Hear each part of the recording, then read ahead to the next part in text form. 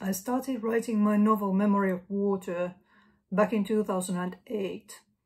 And I think that one of the reasons why I ended up writing about water was because there was this newfound awareness of it in my own life at the time. I grew up in Finland, where I never needed to worry about the availability of fresh water. But in 2007, I moved to the United Kingdom to study there. And in the region where I lived, in Kent, there were several water restrictions in place because there had been several dry years in a row.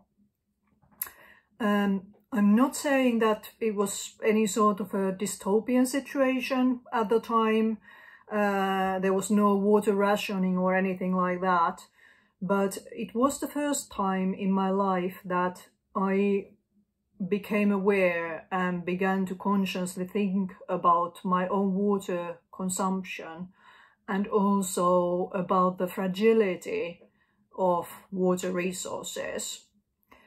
And when I started working on a sort of post-climate change dystopian future story a few months later, I just thought that it would be interesting to look at that dry future that scientists already were predicting were going to become a standard rather than an exception because of climate change. I thought it would be interesting to look at that through the lens of freshwater resources.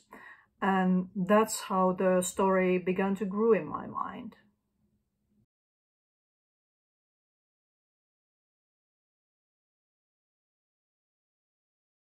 I started writing the book in early 2008, and I had a full story in place within the first couple of months.